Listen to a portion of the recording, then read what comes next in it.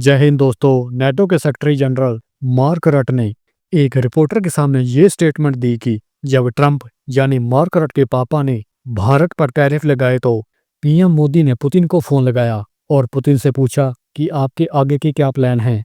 यहाँ पुतिन ने यूक्रेन को लेकर सारी प्लानिंग पीएम मोदी को बता दी, यानी कि मार्क रट के अनुसार उन्होंने पीएम मोदी का फोन टैप किया। इसकी बातों से तो यही लगता है। दूसरी ओर मीडिया भी यही बोल रहा है, बट भारत ने यहाँ ये कहा नाटो जानबूझकर ऐसे बेतुके बयान दे रहा है, ऐसा कुछ भी कभी नहीं हुआ। यहाँ मार्क रट, ट्रंप की एडमिनिस्ट्रेशन, पाकिस्तान, ऐसे लोग जो झूठे रेसिज्म से भरे हुए हैं, ये सभी ट्रंप की चमचागिरी करने में लगे हुए हैं। ट्रंप ने यहाँ पर अमेरिका के साथ साथ यूके, यूरोपियन यूनियन में भी ये मैसेज पहुंचाया कि देखो यहाँ ईसाई खतरे में हैं। लंदन में शरिया कानून लागू है। लंदन का मेयर ऐसा व्यक्ति है जो कि इस्लामिक विचारधारा वाला है।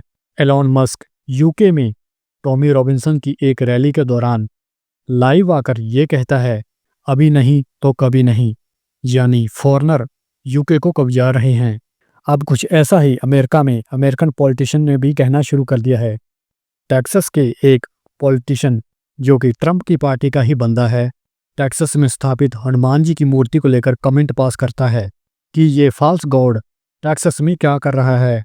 जानबूझकर ईसाइयों को पूरी दुनिया में उकसाया जा रहा है। एक सोची समझी प्लानिंग के तहत सिर्फ ईसाइयों को ही नहीं बल्कि दूसरे धर्म के लोगों को भी। एक बात सोचने वाली है, आसिम मुनीर अपनी एक स्पीच में ये कहता है मुस्लिम हिंदुओं से अलग हैं और उनसे ऊपर हैं। जिसके बाद पहलगाम में आतंकवादियों के द्वारा एक अटैक किया जाता है।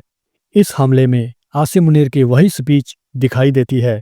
लोगों को उनका धर्म पूछकर गोली मारी जाती है और ये आतंकवादी और कोई नहीं बल्कि आसिम मुनीर की आर्मी के ही बंदे थे। यहाँ आसिम मुनीर को ये पट्टी किसने पढ़ाई? कुछ ऐसी ही विचारधारा इजराइल और अरब के देशों में फैलाई जा रही है कि यहूदी इस्लाम को खा जाएगा। किसने इजराइल को बोला कि कतर पे हमला करो ताकि अरब के देशों को भड़काया जाए?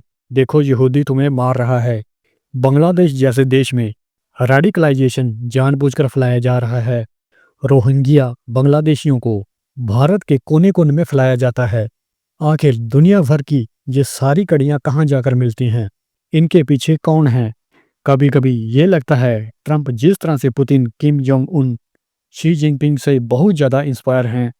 चाइना में हुई मिलिट्री परेड के बाद ट्रंप एक नाराजगी भरी ट्वीट करते हैं जिससे ऐसा लगता है कि ट्रंप यहाँ पर नाराज हैं कि उनको इस मिलिट्री परेड में क्यों नहीं इनवाइट किया गया।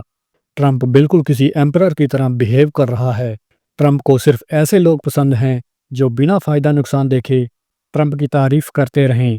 ट्रंप यहाँ पर लगातार अपने लोगों को ही खुश करने में लगा हुआ है, चाहे यहाँ पर अमेरिका का फायदा हो या नुकसान। टैरिफ पे टैरिफ लगा रहा है। H-1B वीज़ा पे हैवी फीस। अमेरिकियों को भारतीयों और चाइनीज़ के खिलाफ भड़काया जा रहा है कि देखो ये लोग तुम्हारी नौकरियां छीन रहे हैं। इन सब के बाद अमेरिका में भारतीयों के ऊपर हमले लगातार बढ़ते ही जा रहे हैं। कहीं ट्रंप एक तानाशाह बनने के चक्कर में पूरे अमेरिका को ही युद्ध में ना धकेल दें, क्योंकि इस तरह से पूरी दुनिया के ईसाइयों को ट्रंप अपने पक्ष में करने में लगा हुआ है। या ऐसा भी हो सकता है कि ट्रंप एकदम से टाको कर जाए कि देखो मैंने एक महायुद्ध बंद करवा दिया, वरना पूरी दुनिया एक वर्ल्ड वॉर में कूदने वाली थी।